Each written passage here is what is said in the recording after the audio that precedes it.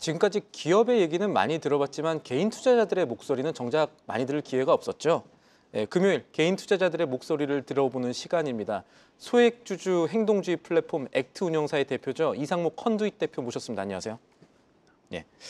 오늘은 상법 개정 얘기 먼저 해야겠죠. 이 이사의 충실 의무를 주주 전체까지 확대하는 그런 내용을 담은 내용들이 이 국회를 넘어섰습니다. 물론 이제 개인주들은 당연히 상법 개정안 찬성해야 된다는 입장인데 기업이라든가 또 여당 쪽에서 반대가 좀 있었었죠.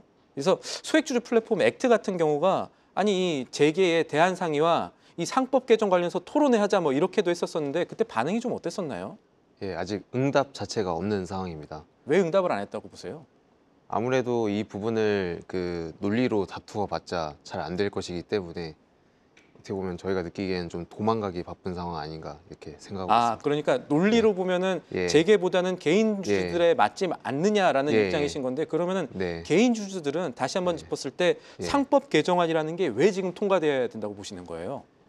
아무래도 이제 지배주주 사익 편취라는 이런 주제는 오랫동안 주식시장을 달고 왔던 주제라고 저희들은 생각하고 있습니다. 그래서 이제 상법 개정이 되어야만 이제 거수기 이사회라는 문제를 좀 해결할 수 있지 않을까. 거수기 이사회라고 하면 뭐 사례들도 조금 있었죠. 그러니까 사회이사 분들께서 네네. 이제 회의하러 오셔가지고 식사하시고 네. 그러면 이제 오늘 다 오케이라고 하시는 그런 일들이 우리 증시에 없었던 일들이 아니었고 이제 개인 투자들도 그런 걸 안다는 얘기 아닙니까? 네, 맞습니다. 그런 것들이 상법 개정안이 되면 막을 수 있을 것으로 기대를 하신다는 거죠. 네, 맞습니다.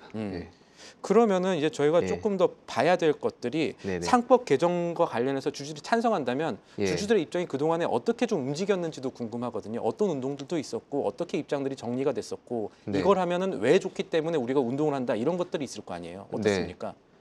그러니까 참 저는 소액주주 플랫폼을 운영하는 입장에서 예. 항상 가슴 아프게 생각했던 부분이 이제 국장 탈출은 진흥순이라는 단어였던 것 같습니다. 이게 농담이지만 되게 가슴 아픈 말 아닙니까 이게? 예, 사실 우리나라 사람이 우리나라에 투자하지 않고 심지어 해외에 나가서 세금을 내면서까지도 해외에 나가서 투자를 하겠다라는 이런 말 자체가 굉장히 가슴 아픈 것이고 이제 그 이유를 잘 들여다보면 우리나라 주식시장에 투자해봤자 소위 말해서 이제 호구 잡힌다라는 이야기가 너무나도 많은 게 사실이거든요. 예. 그래서 이제 그런 문제들을 좀 해결하고자 하는 것이 어떻게 보면 이제 상법 개정이고 그러다 보니까 상법 개정에 대해서는 소액 주주들은 굉장히 찬성하는 입장인 것 같습니다. 네. 그렇다면 지금 이제 예. 개인 투자자 입장에서는 네. 오늘 이게 통과된 게 오늘장에 이제 반영이 될 테니까 조금 우리도 이제 다시 한번 관심을 기울여 볼까 이럴 수가 있는데 네. 한편으로 재계 입장도 한번 들어는 봐야죠. 재계에서는 네네. 이거는 예. 상법 개정이 아니라 주주들에 대한 이 충실한 의무를 하는 거는 자본시장법만 개정해서 비상장사 말고 상장사한테만 이 네, 의무를 네. 씌우는 게 오히려 더 맞지 않느냐 아니면 또 예. 핀셋 규제해야 되지 않느냐 이런 예. 입장들이 많은데 예. 이런 논리에 대해서는 어떻게 보세요?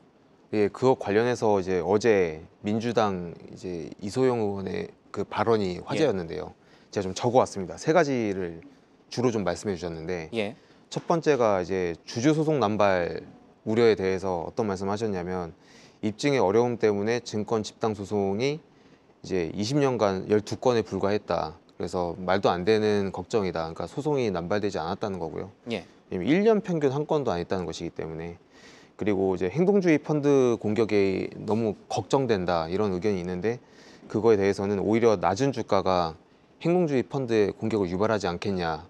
그렇죠. 네. 낮을 때 들어와서 네. 여러 가지 자본을 만든 다음에 주가를 띄운 다음에 어떻게 보면 도망가는. 네, 그래서 네. 우리 개인 투자자들이 네. 이제부터는 행동주의 펀드 잘 믿지 않는 원인이 네. 그렇게 있었기도 했었어요. 맞아요. 네, 그래서 이제 뭐 쉽게 말해서 시가총액이 최소 뭐 1,000억은 되어야 되는 회사가 500억, 300억 이러면 네. 아무래도 관심이 없다가도 이제 행동주의 펀드가 여기 왜 대한민국의 이 회사는 왜 이렇지? 라는 생각을 더 하게 될 수 있기 때문에 네. 그래서 이제 이분께서 말씀하신 거는 오히려 회사들이 평소에 주주 환원을 잘하고 평소에 잘해서 적정한 주가를 형성시켜 놓으면 오히려 먹을 것이 없기 때문에 행동주의 펀드들이 오히려 줄어들 거다. 네, 이제 그런 말씀해 주신 건데 이제 굉장히 개인 투자자들의 어떤 환호 섞인 반응을 좀 받으셨던 것 같고 실제로 그런 이제 유튜브 영상 링크가 예. 주주들 사이에 많이 돌아다니는. 그렇게 이제 네. 공유도 하고 그렇습니까? 네네 실제로 저희가 여러 이제 톡방에서 그런 이제 링크를 좀 받아봤던 것 같고요. 세 번째로 방금 말씀하셨던 자본시장법 핀셋 규제 관련해서도 규제할 것만 규제하면 되지 않느냐. 네네. 예. 근데 그런 시도가 과연 없었느냐 이거죠. 사실 저도 몇 년 전에 분명히 물적 분할과 관련된 여러 가지 규제가 있었습니다만 네. 이제는 그 물적 분할 안 하고 M&A를 해서 상장을 시켜버린다거나 예. M&A 했으니까 저희 이거 자회사 아닙니다라는 이상한 논리들이 또 나오기 시작하더라고요. 이상한 논리라고 보시는 거군요. 예. 그래서 자회사면 자회사인 건데 이제 물적 분할 100%로 내가 만들지 않았으니까 예. 회사를 M&A에서 사왔으니까 이 회사는 M&A도 그러니까 상장해도 된다. 이제 이런 논리들을 펴는 경우가 있다 보니까 이건 하나의 예일 뿐이고요. 계속해서 그 우회를 위한 수많은 편법이 양산되어 왔기 때문에 이 부분에 대해서는 이제 이소영 의원에서 말씀하신 논리가 충분히 개인 투자자들의 공감을 사지 않았나 생각됩니다. 이제 공감이 어떤 행동으로 지금 이어지는 국면에 있지 않나 이렇게 진단을 할 수도 있을 것 같은데 네네. 우리나라는 뭐 예. 미국보다도 개인 투자자 비중이 조금 더 높습니다. 그래서 네네. 개인 투자자들이 지금 상법 개정이라는 것을 긍정적으로 받아들인다면 네네. 우리 증시에도 좀 긍정적일 수 있을 것 같은데 어떻게 생각을 하세요? 이제 이 부분에 대한 질문들이 좀 많으신데 근데 예. 솔직히 말해서 저희 액트의 생각은 뭐냐면 당장의 주가 상승은 어려울 수도 있다. 왜냐하면 결국은 장기적으로 이 그러니까 불신의 제거 혹은 신뢰 회복의 과정이라고는만 보거든요. 예. 그래서 당장의 어떤 주가의 반응은 없을 수 있지만 그럼에도 불구하고 우리가 이걸 해야 되는 거는 이제 신뢰 회복의 시작, 예. 첫 걸음이기 때문인 거고요. 그리고 이제 장기적으로 봤을 때 그래도 좀 좋은 점은 뭐가 있을 것 같냐면 이제 쉽게 말해서 장기적으로 지배주주의 사익 편취가 줄어들 것은 좀 예상이 되는 거다 보니까 예. 예를 들어서 이제 회사가 100억을 벌면 100억이 주주에게 비례적으로 주머니에 들어가야 되는데 지금은 100억을 벌면 한 80억은 지배주주의 주머니 사익 편취가 되겠구나 이렇게 생각을 하는 것이 개인 투자자분들은 그렇게 이해를 하시는 것들이 많군요. 네네. 예. 그래서 오히려 회사가 실적을 내면 오히려 팔고 도망가고 오히려 뭐 셀온이니 이런 이제 그런 말이 나오는 것이 실제로 그런 증권가 리포트에서 세론이라는 단어들은 나옵니다. 예. 네 원래 어느 정도 그런 이제 예. 당연히 이제 그런 이제 심리적인 요인이 있지만 한국에서 왜 더 그게 심하냐 이 돈이 벌은 돈이 100억을 벌었으면 이 돈이 이제 주머니 이렇게 소액주주들에게 주머니 같이 돌아가야 되는데. 네, 같이 예. 돌아가야 되는데 이제 그게 아니라 지배주주의 사익 편취로 사용되는 경우가 너무 많다 보니까 이 리스크를 지느니 나는 빨리 팔고 나가겠다 이제 이런 경우가 많았던 거죠. 그래서 이제 그런 것들만 줄어들어도 장기 투자자가 자연스럽게 늘어날 것이기 때문에 그렇게 보면 장기적으로는 주가에 긍정적인 반응이 있지 않을까 이렇게 생각하고 있습니다. 첫 걸음을 뗀 거다 정도로 평가를 할 수가 있을 것 같은데 자본시장의 네. 건전화를 위한 네네네. 자 그런데 이게 예. 상법 개정 관련해서는 아직 하나의 네. 생각해 볼 게 더 있겠죠. 어떤 거냐면 네. 지금 정부 쪽에서 거부권을 행사할 수 있지 않겠느냐. 이것이 아. 너무 기업들한테 부담이 된다면은 지금 정부에서 이제 제2 요구권을 예. 할 수 있다. 이런 예. 얘기들이 나오고 있는데 네. 만약에 그렇게 된다면 개인 투자자들은 어떻게 지금 움직이려고 하는지 아니면 움직이려고 하는 모습들이 액트를 통해서 좀 나온다든지 이런 것들도 있습니까? 네, 지금 거부권 행사가 너무 예상이 많이 되어서 예. 언론에서도 얘기 많이 나오고 예. 뭐 뉴스 댓글에서도 거부권 행사하기만 해봐라 이런 댓글들이 많이 달리고는 있는데요.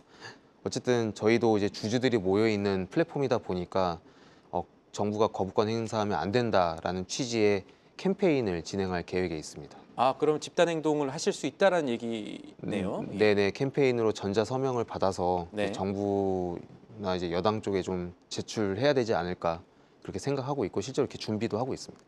알겠습니다. 네. 상법 개정 얘기는 이 정도로 정리를 해보고요. 어쨌든 예. 이 주주들을 위한 첫 걸음이 만들어졌다는 측면에선 개인분들은 긍정적으로 평가하고 있다. 이렇게 정리를 하겠습니다. 네네. 자, 일단 대표께서는 이 주주행동 플랫폼의 액트의 대표세요. 플랫폼 네네. 운영사의 대표시고 그래서 예. 액트에서 최근에 매주마다 궁금한 게 소액 주주들의 연대 움직임들이 계속해서 일어나더라고요. 예. 이번 주에 좀 주목해 볼 만한 데가 어디가 있었습니까? 예. 사실 이마트를 제가 저번 주에도 말씀드렸던 예. 걸 기억을 하고 있는데요. 이제 회사가 주주 제한을 한다라는 이야기만 듣고도 선제적으로 주주 환원에 나서서 이제 주가가 20% 이상 상승하면서 그 당시에 그 긍정적으로 좀 예, 평가하셨지 좋은 않습니까? 반응을 얻었다고 예. 말씀을 드렸는데 또 최근 일주일 새에 또 어떤 일이 있었냐면 이마트 회사에서 예. 6개월 증빙 서류를 좀 잘 제출해 달라는 요구를 계속해서 6개월 증빙 선고를 제출해 달라는 게 어떤 얘기입니까? 그러니까 이제 우리나라 법에 보면 주주 제한을 원래 3% 채워서 하게 되어 있는데요. 예. 이제 6개월 이상 보유하는 경우에는 1%, 그리고 자본금이 1천억 이상인 경우에는 0.5%만 모아 와도 주주 제한을 받아주게 되어 있습니다. 예. 그러니까 이제 6개월 증빙이 있어야만 0.5%로 주주 제한을 받아주겠다라는 게 이제 회사 입장이었는데 예. 계속해서 이제 이런저런 질문들을 하면서 왜 날짜가 안 맞냐, 뭐 6개월 뭐 기간이 이건 좀 안 맞고 이거는 좀 다른 것 같다. 그러니까 쉽게 계속해서 말해서 주주 제한을 좀 거부하기 위한 움직임을 하고 있구나라고 네네네. 얘기를 한다는 거죠, 개인들이. 예, 그런 부분들이 충분히 많이 느껴졌고요. 그래서 너무나도 지금 우리가 충분히 제대로 잘 자료 제출을 한 것 같은데 네. 계속해서 이게 부족하다, 저게 부족하다, 다시 달라 이런 요구가 많아서 저희가 좀 의심을 했었는데 실제로 회사가 한 가지의 이제 그 안건만 빼고 다 좀 우리 주주 제한 안건을 거부하고 이제 빼서 주총 소집 공고를 올렸습니다. 그런 것들이 투자 심리도 영향을 줄 수가 있겠군요. 예. 예, 그래서 회사가 좀 변한 줄 알았는데 결국 주주들이 느끼기에 변한 줄 알았는데 또 조금 잘한다고 해줬더니 또 이제 또 다른 생각을 하시는구나라는 점이 느껴져서 좀 아쉬운 부분이 좀 있었던 것 같습니다. 이마트는 그런 부분들이 있고 또 다른 종목들은 어떻습니까? 지금 다음 주 목요일 날 예. 20일 날 DB 하이텍의 주총이 개최될 예정입니다. 그래서 DB 하이텍 같은 경우는 특히 이제 제가 창업을 한 이유이기도 했고 제가 3년째 주총에 소액주주 연대 대표셨죠? 예. 예, 3년째 주총 참석하고 있고 지금도 주주연대 대표이기도 합니다. 근데 DB 하이텍 같은 경우는 뭐 워낙 하신 일이 많아서 이 자리에서 다 얘기할 수 없지만 이제 작년에 가장 크게 좀 화제가 되었던 거는 그 1년에 1,500억 버는 회사가 1,620억을 골프장 매입을 했습니다. 네. 예. 그래서 이제 이 회사가 그래서 상법 개정의 이제 이유로 해야 되는 이유로 언급되기도 했습니다. 왜냐하면 그럼 이사회는 도대체 무엇을 했느냐? 그러니까 이사회가 제대로 결정을 내린 게 맞느냐 주주들을 위한. 네, 반도체 회사가 골프장에 1,600억을 투자하면서 신사업 투자라고 이야기하는 것이 말이 안 되는 것 같은데 어떻게 단 한 명의 이사도 반대한 기록이 없는지 이런 부분들이 이제 좀 화제가 됐었고요. 특히 작년에 또 그 CFO께서 한국거래소가 밸류업 잘하는 회사들만 모아서 IR을 한번 개최를 했었는데 그때 그 영어 자료에 이제 no cancellation이라고 해가지고 소각을 하지 않는다. 자사주 소각을 하지 않는다라는 걸 소각을 해야 되는데 소각을 안 하겠다고 명시를 했군요. 예, 매입만 하고 소각을 안 하겠다는 거 아예 자료로 적으셔가지고 그걸 발표하셨다가 이제 외국인 투자자들에게 굉장히 큰 비난을 받고 아니 대한민국에서 밸류업 모범 종목을 모아서 IR을 시켜놨는데 거기서 자사주는 소각 안 합니다. 이렇게 발표하시니까 이제 그게 문제가 되어서 기사에 나온 적이 있습니다. 네. 알겠습니다. 지금 여러 가지 이런 내용들이 세상에 많이 알려져야 이런 것도 좀 줄어들 수 있을 테니까요. 이런 내용들 다음 주에도 더 많이 준비해 오셨으면 좋겠습니다. 지금까지 이상목 대표와 함께 이 우리 주주들의 나아갈 방향도 알아보고 개인들이 지금 어떤 생각 갖고 있는지 알아봤습니다. 마켓 포커스였습니다. 계속해서 다양한 경제 이슈를 알고 싶다면 구독과 좋아요, 알림 설정 부탁드립니다. AI 캐스터 권미정이었습니다.